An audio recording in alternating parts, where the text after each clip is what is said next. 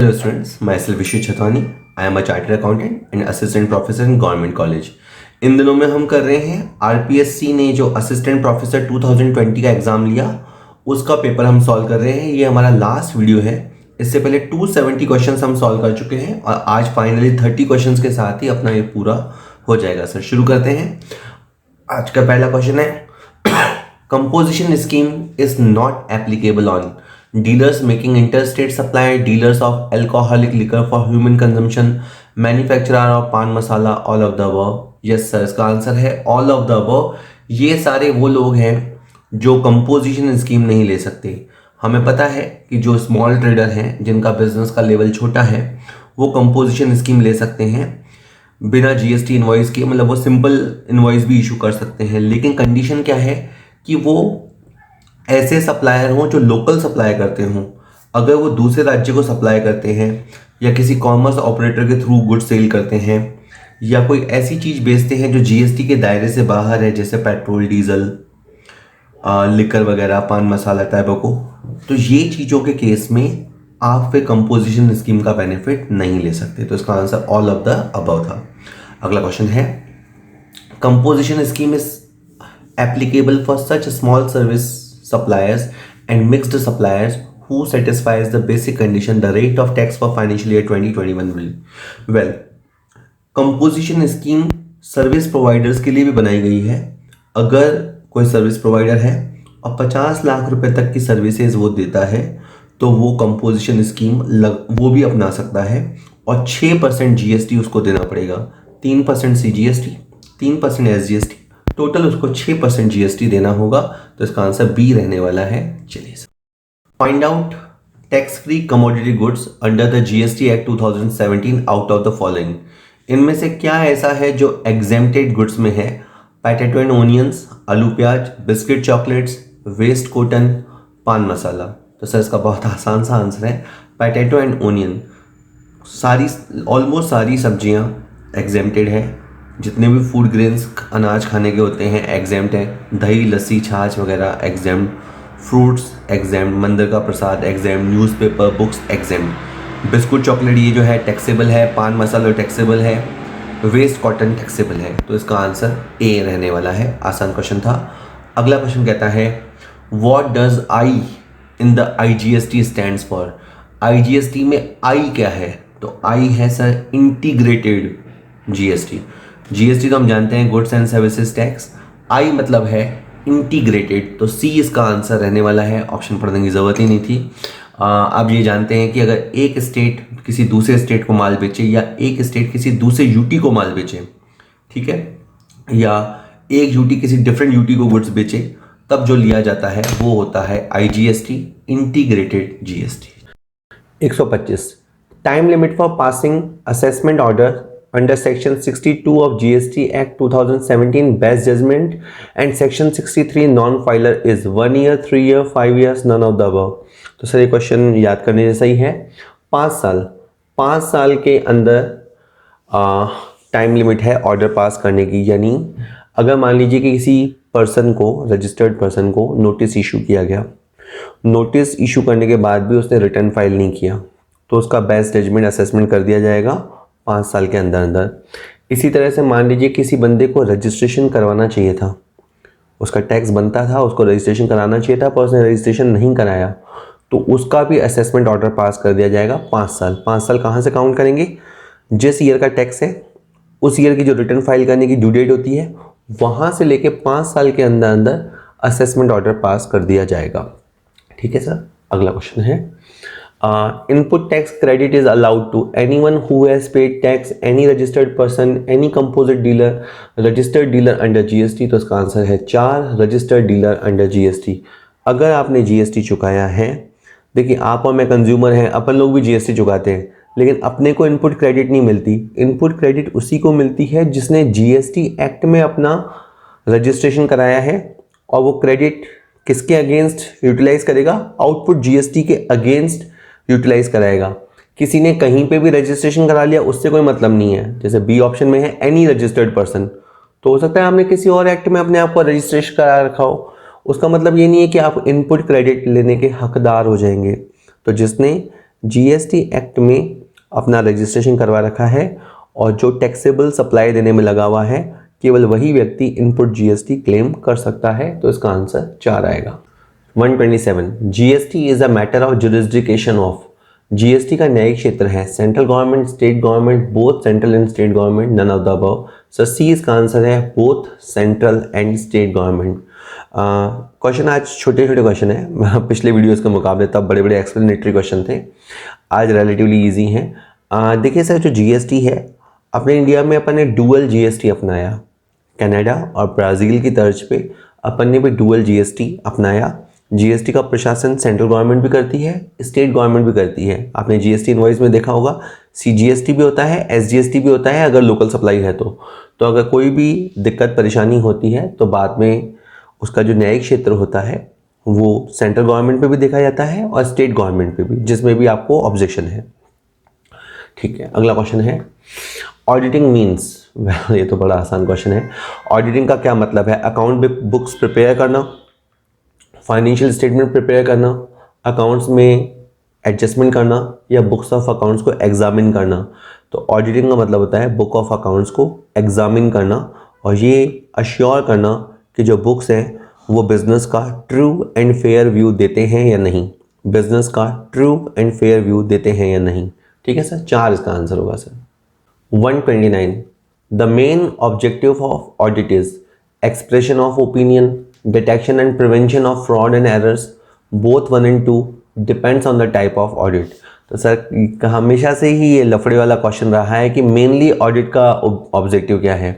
तो देखिए, ऑडिट से आप क्या चाहते हैं? आप ये श्योर होना चाहते हैं कि अकाउंट्स में कोई गड़बड़ तो नहीं है, और उसके बाद ऑडिटर को अपनी ओपिनियन देनी होती है कि बिजनेस के accounts true and fair view देते हैं। तो सर इसका दोनों आंसर है बोथ 1 and 2। आरपीएससी ने भी इसका आंसर यही माना है। जैसे मैं आपको बता दूं, ये जो वीडियो मैं बना रहा हूँ, ये लास्ट वाला वीडियो, इससे पहले वाला वीडियो, वो मैंने आरपीएससी ने जो आंसर की इशू की, अभी फाइनल आंसर की बाकी है, उसके बाद ही आंसर है। और एक आध बुक में मैंने देखा तो यही आंसर इसका है कि ऑडिट करने के पीछे मेन ऑब्जेक्टिव होता है एक तो एरर और फ्रॉड अगर कोई है तो उसे ढूंढना और कोशिश करना कि उसे रोकना, प्रिवेंट करना। ठीक है, कंटिन्यूअस ऑडिट का मकसद यही होता है कि आगे के लिए प्रिवेंट करना, और ओपिनियन तो एक्सप्रेस करते ही करते हैं। ठीक है सर, तो इसका आंसर बोथ रहेगा। अगला क्वेश्चन है in which type of audit checking is done on the basis of wisdom, faithfulness and economy. किस प्रकार के अंकेक्षण में जांच का आधार बुद्धिमानी, निष्ठा एवं मितव्ययता होती है? Continuous audit, periodical audit, proprietary audit, efficiency audit. आप एक एक को सुनिए। देखिए सर, कंटिन्यूअस ऑडिट में क्या होता है? ऑडिट लगातार चलती रहती है, थ्रू आउट द ईयर चलती है, खास करके बैंकिंग सेक्टर में। ठीक है, क्योंकि वहाँ पे इतने ट्रांजेक्शन होते हैं कि बाद में ऑडिट करना मुश्किल होता है। पीरियोडिकल ऑडिट आप समझते हैं, 6 महीने बाद, 12 महीने बाद ऑडिट होती है पीरियोडिकल ऑडिट। प्रोप्राइटरी ऑडिट इस क्वेश्चन का आंसर है। इस क्वेश्चन का आंसर प्रोप्राइटरी ऑडिट है। मैं अभी समझाता हूँ उसको। देखिए, हम क्या चेक करते हैं कि जो खर्चा हुआ था, क्या उस खर्चे को करने की ज़रूरत थी? दैट इज़, हम जो खर्चा किए हैं क्या उस खर्चे को करने की ज़रूरत थी? क्या हमने बुद्धिमानी से काम किया, इंटेलिजेंसी लगाई या नहीं लगाई? दूसरा, हम खर्चा करते समय ईमानदार रहे या नहीं, और हमने उसी तरह से पैसा सेव करने की कोशिश करी क्या जैसा हम अपना पर्सनल काम होता तो करते? दैट इज़, खर्चे करने के पीछे एक वाजिब इंटेंशन होना चाहिए, खर्चे में इकोनॉमी बरतनी चाहिए और इंटेग्रिटी के साथ काम करना चाहिए। एफिशिएंसी ऑडिट में हम चेक करते हैं कि मैनेजमेंट अपना काम कर रहा है या नहीं, मैनेजमेंट अपने गोल्स को अचीव कर पा रहा है या नहीं। तो इस क्वेश्चन का आंसर है प्रोप्राइटरी ऑडिट। ठीक है सर, तो 3 इसका आंसर रहेगा। 131 if any amount of tax payable by a person to the government under the provision of GST Act 2017 is not paid, the officer can recover by following modes: recovery by deduction, recovery by sale of goods, recovery through the sale of movable and immovable property, all of the above। Sir इसका answer है all of the above। और इसे आप बिल्कुल simple समझिए कि अगर कोई व्यक्ति GST नहीं चुका रहा और GST ऑफिसर उससे वसूली करना चाहता है तो वो क्या कर सकता है? वो एक थर्ड पर्सन को बोलेगा कि भाई इसका पैसा काट लो। ठीक है, मतलब जो ट्रेडर है, जो डिफ़ॉल्टर है, अगर उसे किसी गवर्नमेंट से पैसा मिलने वाला है और हमें पता लग गया तो हम उस गवर्नमेंट को कहेंगे कि भाई इसका आप पैसा काट लो।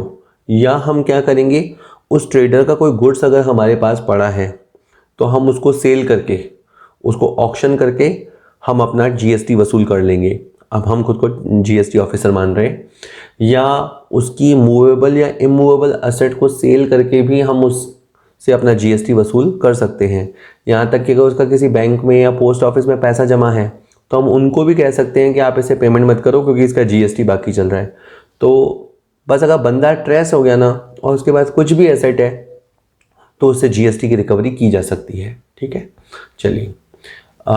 Integrated goods and service tax IGST is applicable on the sale of goods and services. First, interstate sale in India, import of goods and services from out of India, above 1 and 2 both, none of the above. Yes, answer है above 1 and 2 both. IGST कब लगता है? तो एक state जब दूसरे state को माल बेचता है, या एक स्टेट जब दूसरी यूटी को माल बेचता है, या एक स्टेट जब दूसरे यूटी या दूसरे स्टेट को माल बेचता है, तब IGST लगता है। एक तो ये है। इसके अलावा जब हम गुड्स इंपोर्ट करते हैं तब भी आपका IGST लगता है। एक्सपोर्ट पे तो नहीं लगता, जब हम गुड्स इंपोर्ट करते हैं तब भी IGST लगता है। तो आंसर होगा 1 and 2 both. 133, verification of liability is done to a certain, included in the balance sheet, relating to the business, shown at the correct value, all of the above. Sir answer है all of the above. भाई आप, ठीक है, हम asset जो होती है ना, असेट उसका तो करते हैं वैल्यूएशन, और लायबिलिटीज़ का हम करते हैं असेसमेंट या वेरिफिकेशन। क्यों करते हैं? एक तो हम ये मेक श्योर होना चाहते हैं कि जितने भी लायबिलिटीज़ हैं वो बैलेंस शीट में आ गए हैं, कोई छूट तो नहीं गया या कोई बेवजह तो नहीं लिख दिया। एक तो हम इसको श्योर करना चाहते हैं कि जो है वो ओके है। दूसरा ये है कि लायबिलिटी ऐसी होनी चाहिए बिजनेस से रिलेटेड है। ओनर के घर वाले का कोई दूध वाले का बिल बाकी है तो वो आपको नहीं दिखाना होता। बिजनेस की बैलेंस शीट में बिजनेस के लायबिलिटीज़ होने चाहिए और कोई फालतू नहीं होने चाहिए। इसी के अलावा ये भी होना चाहिए कि अंडर स्टेटमेंट या ओवर स्टेटमेंट ना हो। तो ठीक है ना, आप ऑडिटर हैं तो बैंक लोन लिखा हुआ है तो उतना ही होना चाहिए जितना लोन वास्तव में है। तो ऑडिटर को ये सब अश्योर करना होता है। All of the above answer. अगला क्वेश्चन है, audit working papers are the property of owner of business, government, auditor, IT department. Well sir, जब ऑडिटर ऑडिट करने जाता है तो वहाँ पे वो प्लानिंग से शुरू करता है, प्रोग्राम बनाता है, उसके बाद परमानेंट फाइल बनाता है, टेम्परेरी फाइल बनाता है। ये जो कुछ भी वो तैयार करता है वो उसके वर्किंग नोट्स या वर्किंग पेपर होते हैं और ये उसी की प्रॉपर्टी है। ऑडिटर चाहे तो गवर्नमेंट के मांगने पर उसे दे सकता है, ओनर मांगे तो देना चाहे तो दे सकता है, पर ना देना चाहे तो ना दे। तो ये प्योर ऑडिट वर्किंग पेपर्स जो होते हैं वो ऑडिटर्स की प्रॉपर्टी होते हैं। तो 3 इसका आंसर होगा सर। ठीक है। 135, auditing begins where ends, selling, inventory valuation, accounting या परचेज। ऑडिटिंग की शुरुआत कहाँ से होती है? तो सर ये तो बहुत आसान क्वेश्चन है। आपको सबको पता है कि सबसे पहले होती है बुक कीपिंग। जहाँ बुक कीपिंग का एंड होता है वहाँ से अकाउंट्स स्टार्ट होता है, और जहाँ पे अकाउंट्स का एंड होता है वहाँ से ऑडिट स्टार्ट होता है, और जहाँ ऑडिट ख़त्म होता है वहाँ से इन्वेस्टिगेशन शुरू होता है। तो ऑलवेज रिमेंबर सीक्वेंस चलता है, bookkeeping, then accounts, then auditing and then if required investigation. तो इस क्वेश्चन में ये था कि ऑडिटिंग की स्टार्ट कहाँ से होती है? जहाँ से अकाउंट्स एंड होता है। तो इसका आंसर C रहेगा, थर्ड आंसर रहेगा। ठीक है सर।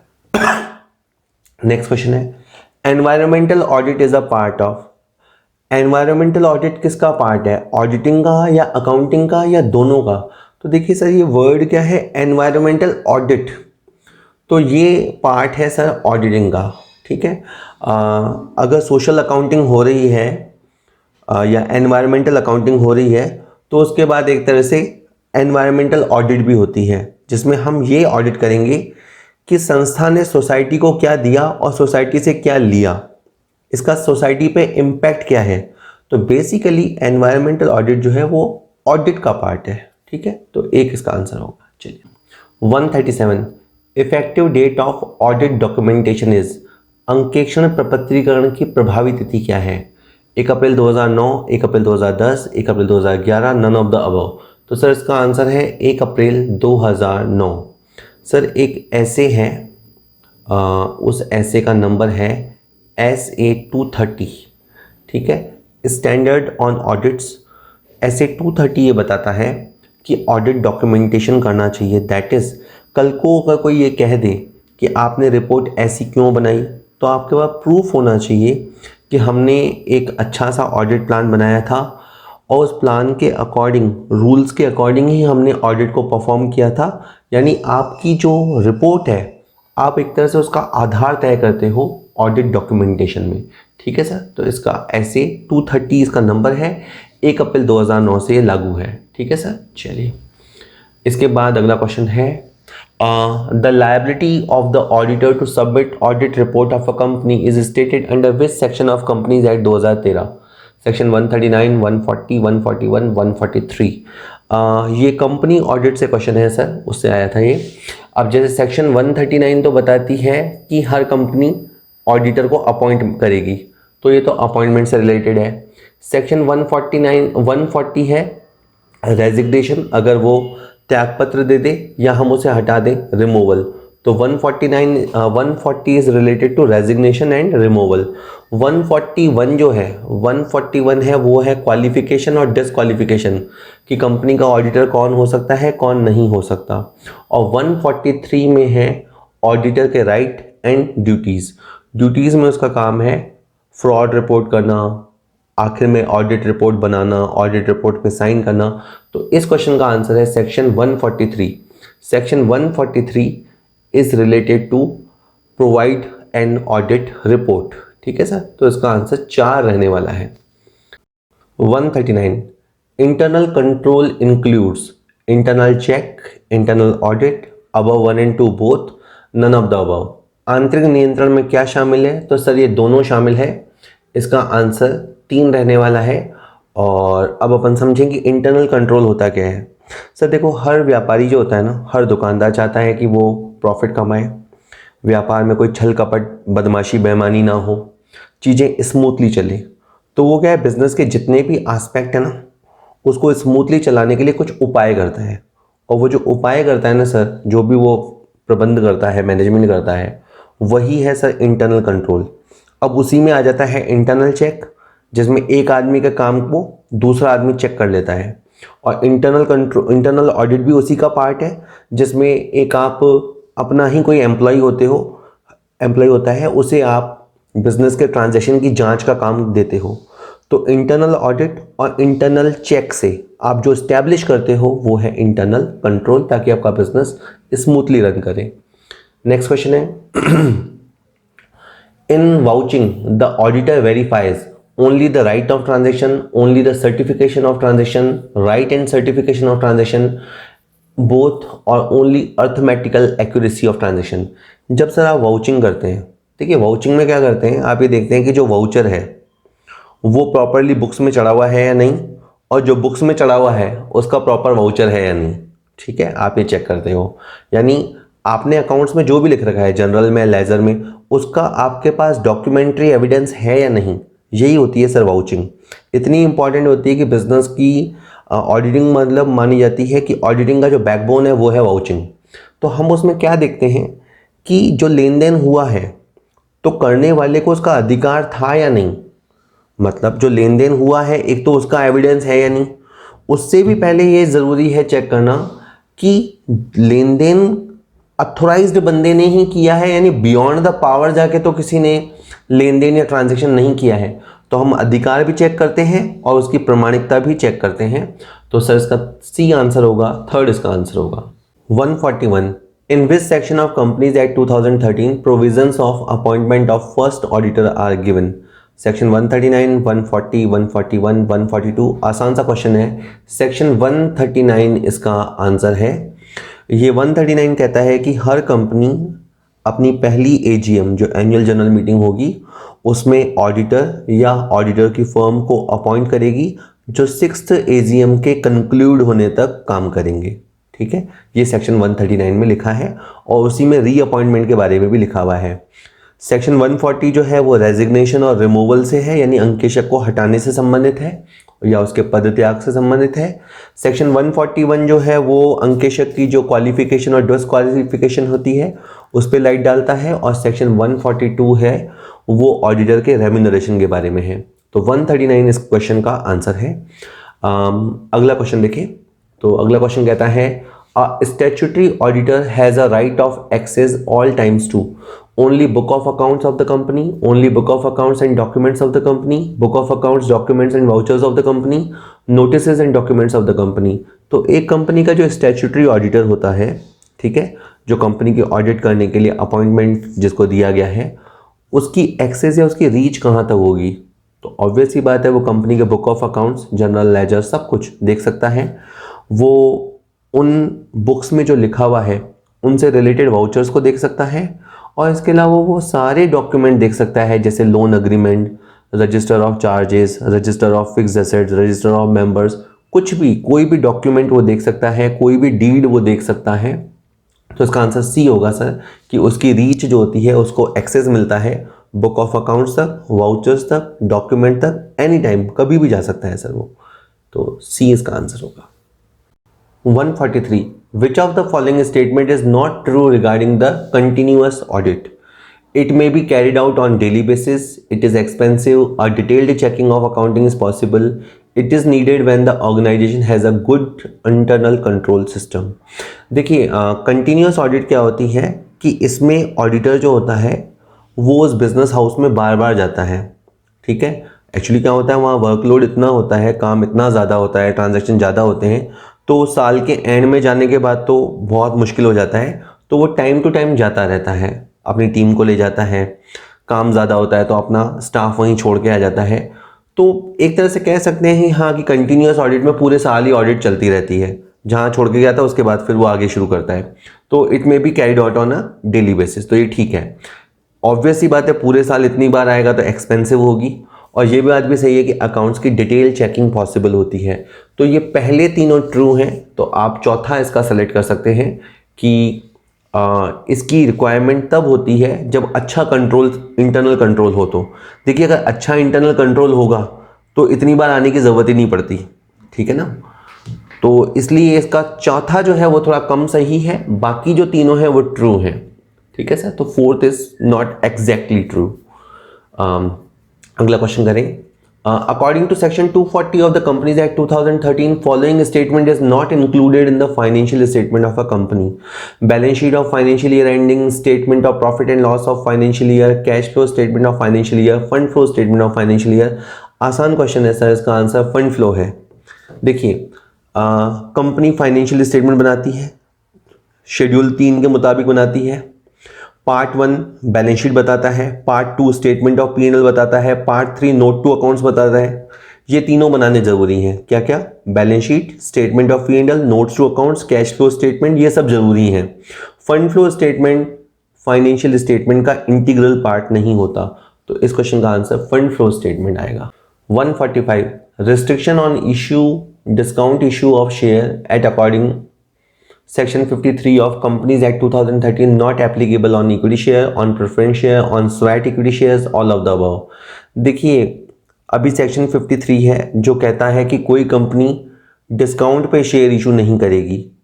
इक्विटी शेयर डिस्काउंट पे इशू नहीं हो सकता, प्रेफरेंस शेयर डिस्काउंट पे इशू नहीं हो सकता, लेकिन स्वैट इक्विटी शेयर जो है वो डिस्काउंट पे इशू हो सकता है। तो इसका आंसर सी रहेगा सर, स्वैट इक्विटी शेयर डिस्काउंट पे इशू नहीं हो सकता है, ठीक है, ध्यान रखिए, हो सकता है। जैसे क्या होता है, कोई कंपनी है उसमें जो एम्प्लॉयज़ काम करते हैं या कंपनी के जो ऑफिसर्स होते हैं, तो अगर एम्प्लॉय कोई हमें इंटेलेक्चुअल प्रॉपर्टी राइट्स देते हैं या उनकी मेहनत से खुश होकर कंपनी उनको सस्ती रेट पे डिस्काउंट पे शेयर दे सकती है, लेकिन आम जनता को इक्विटी शेयर या प्रेफरेंस शेयर हम डिस्काउंट पे नहीं दे सकते, ठीक है। तो सी इसका आंसर आएगा, कंफ्यूज नहीं होना। नेक्स्ट है, final product of every statutory auditor is. Well, finally statutory auditor क्या करेगा, फाइनली क्या बनाएगा? Documents of the auditor use to examine working papers of auditor, audit program, audit report.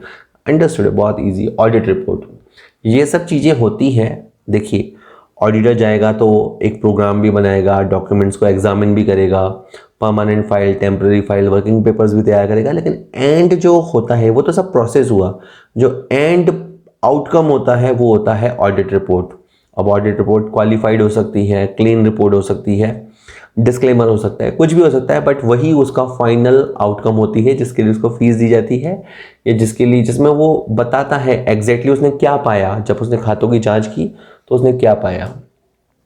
147, which statement from the following statement is wrong, इनमें से कौन सा statement wrong है। Auditor is not an insurer, सही बात है। To give advice is not the duty of an auditor, ये भी सही है। Duty of an auditor is to give the information, ये सही है। Auditor is liable to give compensation, ये गलत है सर। अगर आप ऑडिटर हैं सर तो देखिए, जो लंदन जनरल बैंक का केस था 1895 में, उसमें ये दोनों तीनों चारों बातें जज साहब ने कही थी कि ऑडिटर इंश्योरर नहीं है, वो आपकी कोई हानियों का बीमा करने वाला नहीं है। दूसरी बात है कि ऑडिटर का काम ये नहीं कि वो आपको सलाह दे, मैनेजमेंट को या शेयर होल्डर्स को सलाह दे कि आप क्या करो क्या मत करो। ऑडिटर जाता है, वो अकाउंट्स एग्जामिन करता है, अपना काम सावधानी से करता है। ऑडिटर का अगर कोई गड़बड़ चल रही है तो उसके बारे में उसे सूचना देनी चाहिए, स्पष्ट सूचना देनी चाहिए, ये उसका काम जरूर है कि कुछ उसको गड़बड़ी या फाइंडिंग मिलती है तो वो उसे इन्फॉर्म करना चाहिए। तो पहले तीनों स्टेटमेंट तो सही है। अब ये कहना कि ऑडिटर को कॉम्पनसेशन देना पड़ेगा, ये तो गलत है। अगर एक ऑडिटर ने अपना काम अच्छे से किया है, उसने खातों में गड़बड़ी नहीं की है या ना गड़बड़ी करने की सलाह दी है, तो आप उसे कॉम्पनसेशन के लिए लायबल नहीं कर सकते। तो 4 इसका आंसर होगा। ठीक है, नेक्स्ट क्वेश्चन है, which is not the duty of a company auditor on the basis of court decision. Auditor को ऑनेस्ट होना चाहिए, ये बात सही है, उसे ईमानदारी से अपना काम करना चाहिए। Auditor should check substantial accuracy, auditor को कुछ चीज़ें एक्यूरेट है या नहीं, ये भी उसका काम है। Auditor should work as a watchdog and not a bloodhound, सही है, ये भी सही है कि उसे चौकसी करने वाले कुत्ते की तरह होना चाहिए, ना कि उसे पीछे पड़ने वाले या कहें खूनी या शिकारी कुत्ते की तरह होना चाहिए, ये बात भी सही है। और ऑडिटर को शंकाशील होकर कार्य करना चाहिए, सस्पिशियस होकर कार्य करना चाहिए, ऐसी ज़रूरी नहीं है। तो ये किंगस्टन कॉटन वाला मामला है, किंगस्टन कॉटन वाला मामला जो 1896 का मामला है, उसमें जज साहब ने ये सब ऑब्जर्वेशंस दिए। उन्होंने कहा कि ऑडिटर को ईमानदार होना चाहिए, पर्याप्त एक्यूरेसी से जांच करनी चाहिए, उसे चौकसी करने वाले या रखवाली करने वाले कुत्ते की तरह होना चाहिए, ना कि शिकारी या खूनी कुत्ते की तरह होना चाहिए। और ये है कि ऑडिटर शक के साथ शुरुआत करे, शंकाशील होकर कार्य करे, हर चीज़ में गड़बड़ी सोच के कार्य करे, ये नहीं है। तो चौथा इसका आंसर हो जाएगा, चौथा उसकी ड्यूटी नहीं है। ठीक है sir. 149, balance sheet audit does not include routine checks, checking of adjustment entries, verification of assets and liabilities, verification of income and expenses account related to asset and liabilities. देखिए, अगर आप बैलेंस शीट ऑडिट आपको दिया है, आपका scope है कि आपको बैलेंस शीट की ऑडिट करनी है, तो ऑब्वियस ही बात है आप असेट और लायबिलिटीज का वेरिफिकेशन तो करोगे ही करोगे। जो एडजस्टमेंट एंट्रीज होती हैं like outstanding, accrued, prepaid, depreciation, closing stock, उनकी भी चेकिंग करोगे क्योंकि बैलेंस शीट पे भी इम्पैक्ट आता है। अब इसके अलावा वो इनकम और एक्सपेंस जो बैलेंस शीट पे प्रभाव डालते हैं, हम उनको भी देखेंगे, लेकिन रूटीन चेक करना बैलेंस शीट ऑडिट में नहीं आता। रूटीन के जनरल लेजर के टोटल मिलाना, खातों के बैलेंसेस वगैरह चेक करना, वो बैलेंस शीट ऑडिट में नहीं आता। तो फर्स्ट इसका आंसर होगा। और इसी के साथ लास्ट क्वेश्चन होने जा रहा है, basic purpose of auditing covers. Auditing के आधारभूत उद्देश्यों में शामिल है validity of accounting data, adherence to accounting principle, authenticity of books of accounts, all of the above. देखिए सर, ऑडिटिंग में अपन ये सब चेक करते हैं कि जो डेटा है वो वैलिड है, मतलब कुछ भी फर्जी एंट्री नहीं है।